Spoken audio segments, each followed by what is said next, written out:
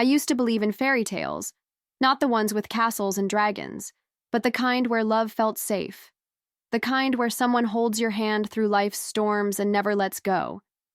And for a while, Marcus made me believe I had found that. He had this way of looking at me, like I was the most precious thing in the world, the missing piece in his perfect love story. I let myself sink into it, into him. The warmth of his words, the way his fingers traced small circles on my back at night, it all felt so real. He wasn't just a man in love, he was a man who made love feel effortless, the kind of husband every woman dreams of. He listened, really listened, nodding at the right moments, eyes locked on mine like I was the only person who mattered. Flowers arrived at random, handwritten notes tucked between my books. "You're my heart," he'd say. "My future." And me, I never doubted it. How could I? Love, real love, didn't come with warnings. Our wedding was the kind that made people whisper, "They're perfect together," the kind where the laughter was genuine, the vows felt sacred, and the world outside seemed to pause just to witness our happiness. My mother cried during the ceremony, squeezing my hand in silent approval. The house we moved into felt like a dream, a fresh start, a promise made of brick and stone. I was finally home. But cracks have a way of hiding beneath the surface. Small, quiet things, the way he'd changed the subject when finances came up, the careful way he suggested putting both our names on the house, our accounts, our future. His mother, a polite, soft-spoken woman, never openly interfered, but I noticed the way her presence lingered, like a shadow in our marriage. At first, I ignored it. Love is about trust, isn't it? And trust means not questioning the things you don't want to see. Looking back, I wonder how I didn't see it sooner. The signs were there, subtle, quiet warnings whispering beneath the surface of our perfect life. I brushed them aside, convinced that love required faith, that doubt was the enemy of happiness. But doubt has a way of creeping in, slipping through the cracks when you least expect it. It started with the little things. Marcus would get oddly tense whenever I mentioned finances, like I was pulling at a thread he didn't want to unravel. "Don't stress about money, babe," he'd say with a smile. "What's mine is yours, and what's yours is mine." A beautiful sentiment, right? Except it always felt a little rehearsed, like something he wanted me to believe without question. And then there were the documents, bills that mysteriously vanished, contracts that seemed to shift without my knowledge. I told myself it was nothing.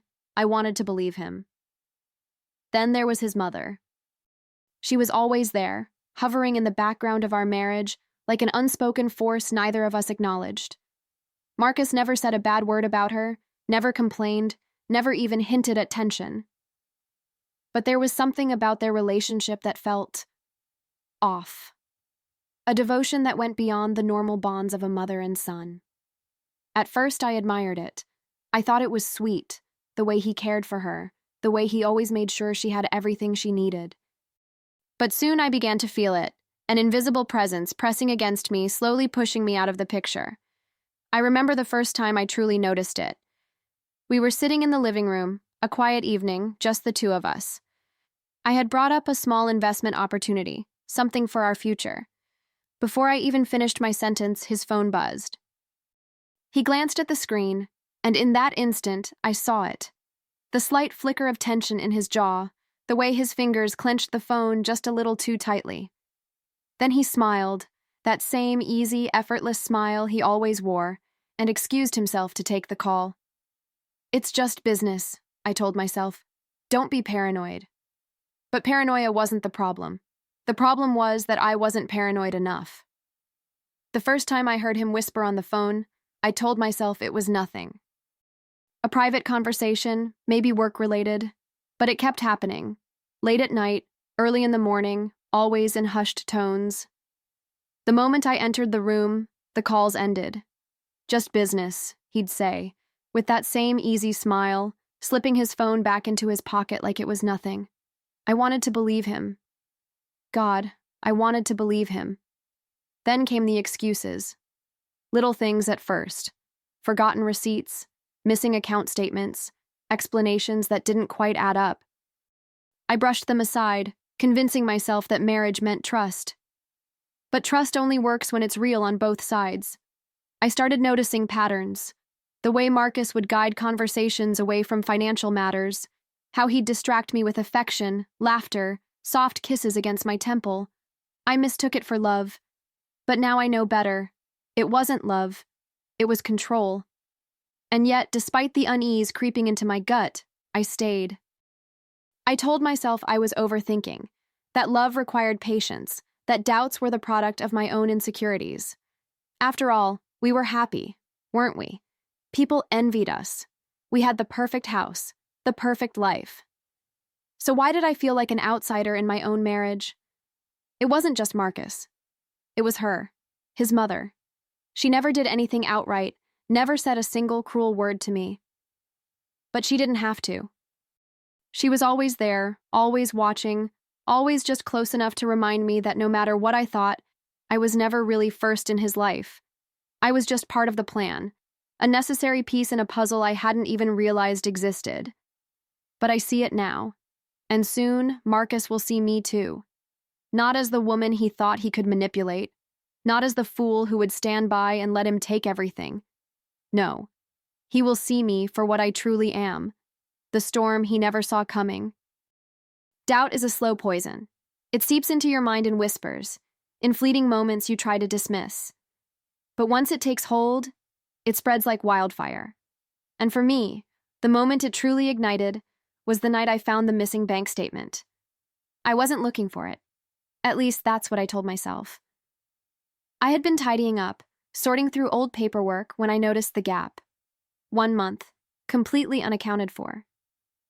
My stomach tightened as I checked again. And again. The numbers didn't lie. There were transactions I didn't recognize, money moving in ways it shouldn't have been. A withdrawal here, a transfer there. Small amounts at first, but enough to set off an alarm I could no longer ignore. I sat there, staring at the paper, my hands cold despite the heat of the room. I wanted to be wrong. I wanted there to be a logical explanation. But deep down, I knew. Marcus had been lying to me. Not just about the money, but about everything. That night, I watched him more closely. The way he carried himself, the way his fingers tapped against his glass at dinner. He was too comfortable, too sure of himself. He thought he had me exactly where he wanted, wrapped around his finger, blind to the truth. But he underestimated me. So I did what any smart woman would do. I stayed quiet. Silence became my weapon. I smiled when I needed to, laughed at his jokes, let him hold me at night. I played my part flawlessly, never letting on that I knew. But beneath the surface, I was unraveling the truth, one thread at a time. I started watching him. Really watching him. The way he guarded his phone like a lifeline. The way his voice dropped when he answered certain calls. The way his eyes flickered, just for a second, when I mentioned our accounts, our savings, our future. It was subtle, but once you see it, you can't unsee it. And then, I found the emails. I hadn't meant to go through his laptop, but it was there, open on the kitchen counter. One unread message caught my eye, a subject line that sent a chill through me. Finalized divorce strategy. I hesitated, my pulse hammering in my ears. Every nerve in my body screamed at me to close it, to pretend I never saw it. But I couldn't. I clicked. And there it was, the truth, laid bare in black and white. A plan, a calculation. Marcus had never loved me. He had never intended for this marriage to last. From the very beginning, I had been a means to an end, a financial strategy. A woman to build a life with on paper, just long enough to take what he needed and walk away richer. And the worst part? It wasn't even for him. It was for her. His mother. My breath hitched as I scrolled through the emails, each line cutting deeper than the last. Detailed projections of our assets, timelines of when he planned to file, strategies to ensure I walked away with as little as possible. It was meticulous, calculated, cold. But what made my stomach turn wasn't just the betrayal, it was the reason behind it. Every mention of her felt like a slap to the face. Ensure my mother is comfortable. secure her financial future. Lisa will comply if I handle this correctly. He never wrote about love. Never about me. Just numbers, just strategy, just the assurance that I would be a casualty in his carefully crafted plan. I closed the laptop and stared at my reflection in the darkened window. For years, I had been his wife. I had trusted him, built a life with him, and all this time, I had been nothing more than a transaction. The realization didn't just hurt, it ignited something deep inside me. Something I hadn't felt in a long time. Rage. But rage without control is useless. If I wanted to destroy Marcus, I couldn't be reckless. I had to be patient, methodical. I had to do what he never saw coming. I had to become the woman he thought I wasn't. So I took a breath, smoothed out the wrinkles in my dress. And when Marcus walked into the room, smiling like he still had the upper hand, I smiled right back, because he had no idea what was coming for him. Rage alone wouldn't win this war. I needed precision. Every move had to be calculated, every step perfectly timed. Marcus thought he was in control, but the moment I saw those emails, the game changed. And now, I was the one writing the rules. The first thing I did was secure my assets. Quietly, methodically. I met with a financial advisor behind his back, transferring what I could, adjusting legal documents, ensuring that if he tried to take what was mine, he'd find himself grasping at air. I dug deeper, tracing every hidden account, every transaction he thought I wouldn't notice. And I didn't just protect myself, I made sure he was the one exposed. Next, I started gathering proof. Emails, bank statements, messages. I needed more than suspicion. I needed undeniable evidence. If he wanted a divorce that left me with nothing, I would give him one that left him in ruins. But I had to be careful. If Marcus even sensed what I was doing, he'd change his tactics. So I played my part. I let him believe I was still the doting wife, still blind to the betrayal lurking beneath our marriage. I kissed him goodbye in the mornings, cooked his favorite meals, laughed at his jokes, and all the while, I was setting the stage for his downfall. Because the best way to destroy a man like Marcus wasn't to fight him head-on, it was to let him walk straight into his own trap. The hardest part wasn't the planning, it was the patience.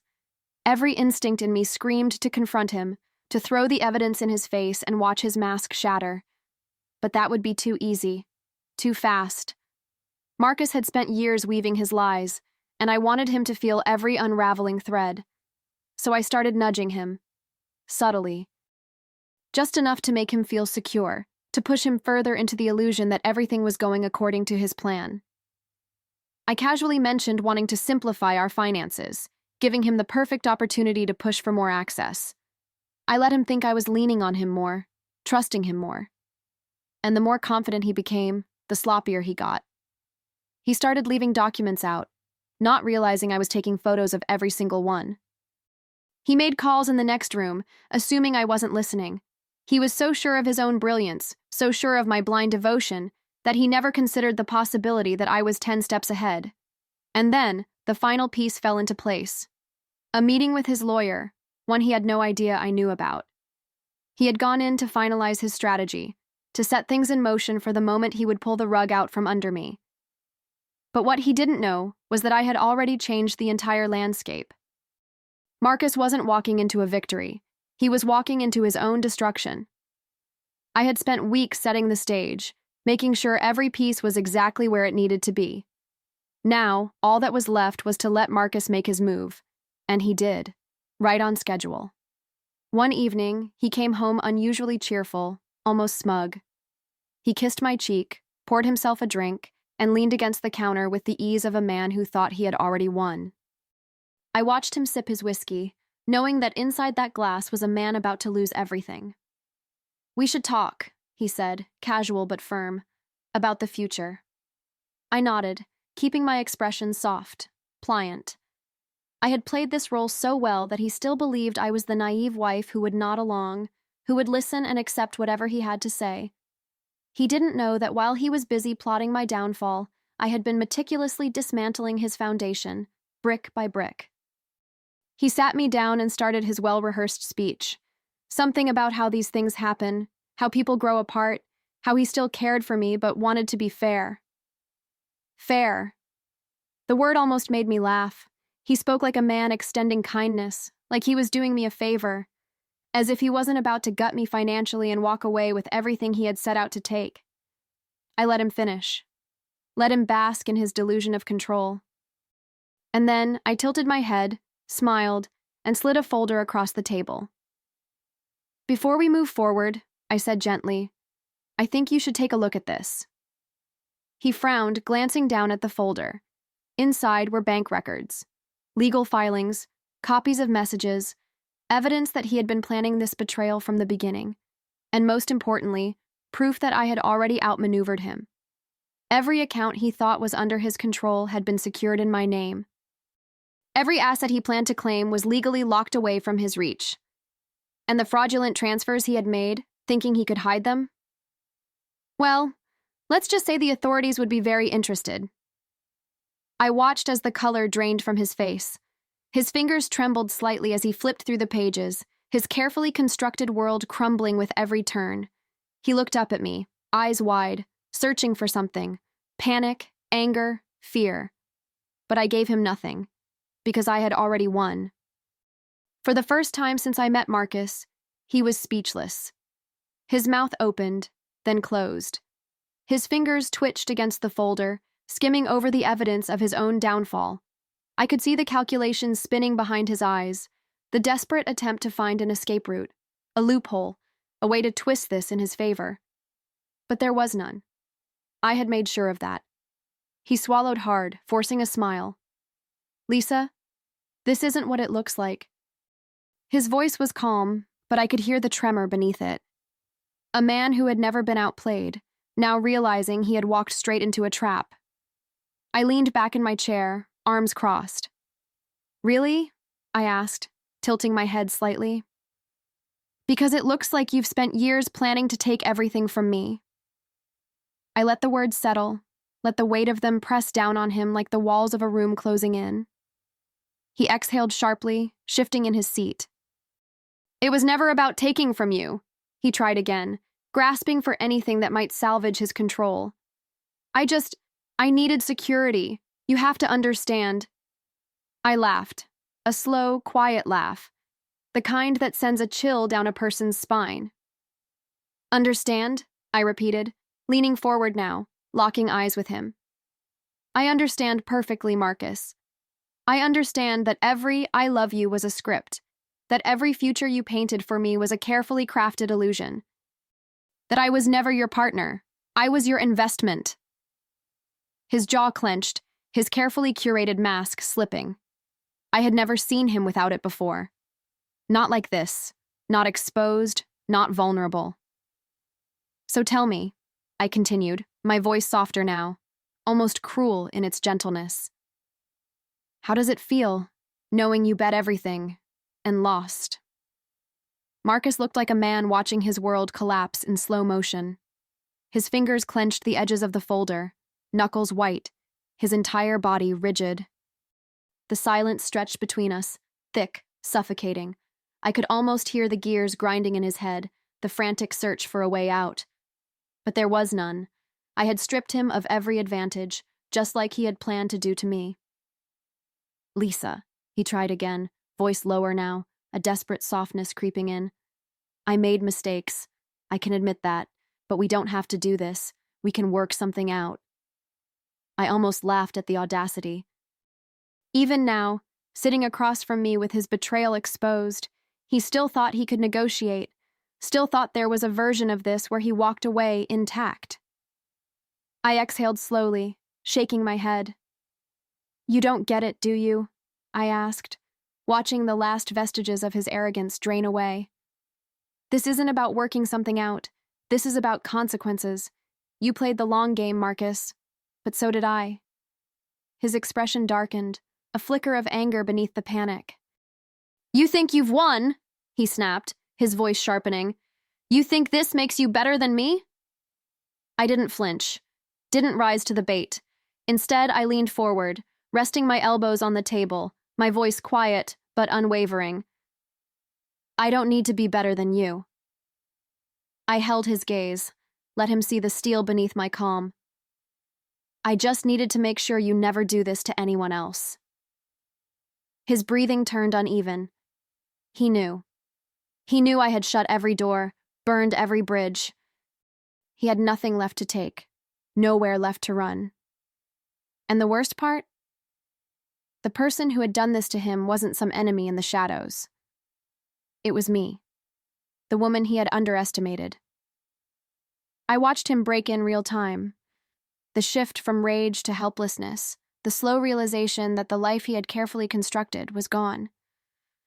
And for the first time since this entire nightmare began, I felt something close to peace, because this was justice. Marcus sat there, breathing hard, his fingers twitching against the table like a man resisting the urge to flip it over. He was unraveling, his carefully controlled facade slipping piece by piece. I let the silence stretch between us, let him feel the weight of everything I had taken from him.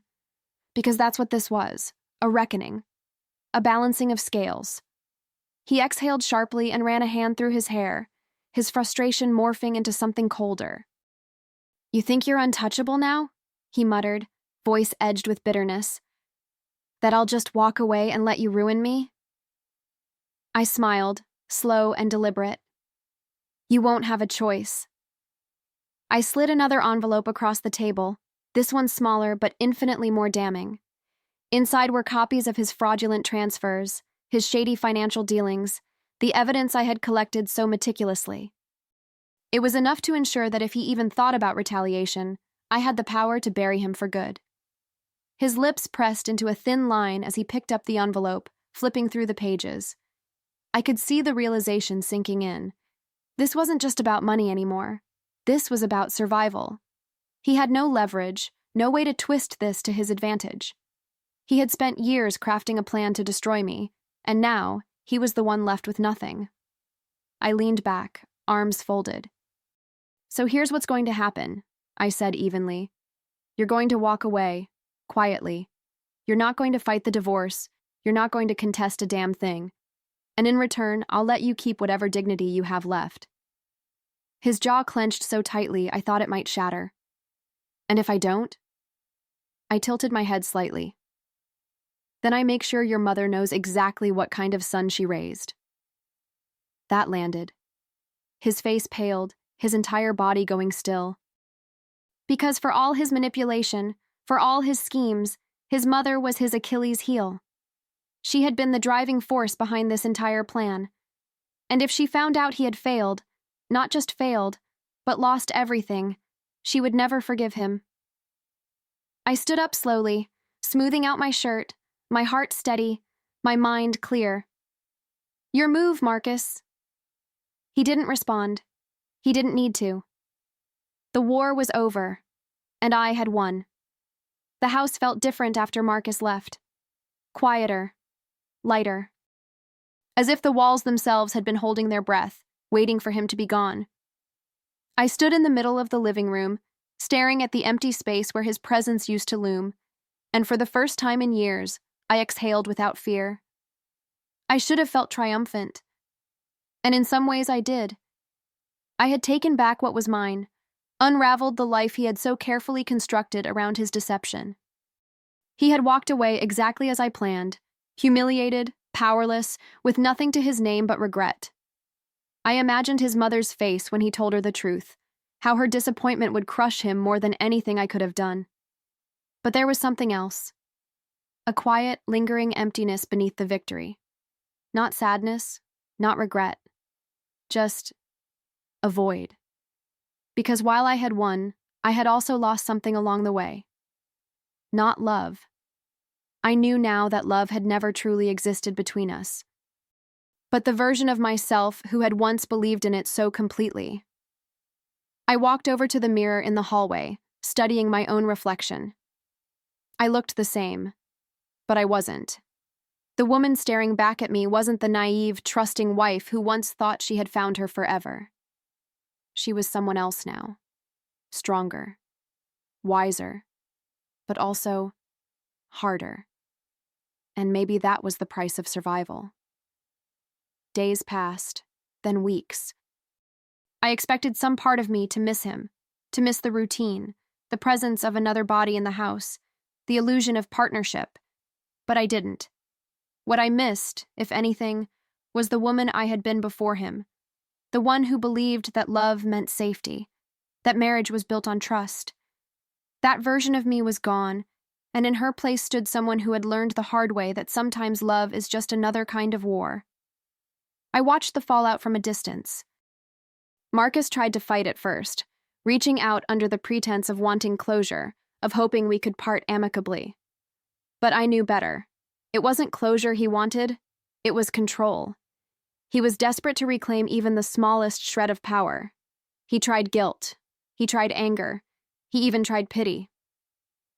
But I met each attempt with silence. He had no leverage left. Nothing I wanted. Nothing I feared. And then, just as quickly as he had inserted himself into my life all those years ago, he disappeared. I heard through mutual acquaintances that he had left town, that his mother had all but disowned him after discovering the truth. The same woman he had sacrificed everything for had turned her back on him. I should have felt satisfaction in that, and maybe I did. But it was a quiet kind of justice, one that didn't require celebration, only acknowledgement. One night, I poured myself a glass of wine and sat on the back porch, letting the cool air settle against my skin. I had spent so long preparing for war, for revenge, for the unraveling of everything he had built, that now, in the silence of my own victory, I wasn't sure what came next. But maybe that was the beauty of it.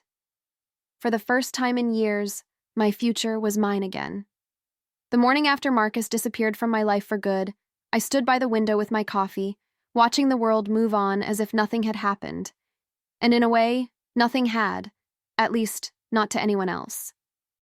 To them, I was just another woman going through a divorce, another life reshuffled, another story ending. But for me, this wasn't an ending. It was a beginning. I no longer woke up feeling the weight of his lies pressing against my chest. No more questions, no more whispers in the dark. I was free. And not just from him. From the version of myself who would have accepted less, who would have ignored the warning signs, who would have let love blind her to the truth. That woman was gone. And the one who remained? She was someone I was still getting to know. I spent the next few weeks in quiet rebellion, small things, reclaiming the spaces he had occupied, the choices he had influenced. I repainted the bedroom a deep shade of green, a color he once said was too bold for a master suite. I took myself to dinner, ordering the expensive wine he used to say was a waste of money. I laughed too loudly with friends, let myself take up space in ways I hadn't in years. It was exhilarating, this act of returning to myself. And yet, there were moments, brief, fleeting, where I stood in the stillness of my empty house and wondered, had I really won? Or had I simply survived? Revenge had been the fuel that kept me going, but now that the fire had burned out, I wasn't sure what remained. But then, as I stepped outside into the crisp evening air, feeling the weight of my past finally lifting from my shoulders, I realized something. It didn't matter. I didn't need all the answers right now, because for the first time in years, I wasn't living in someone else's story. I was writing my own.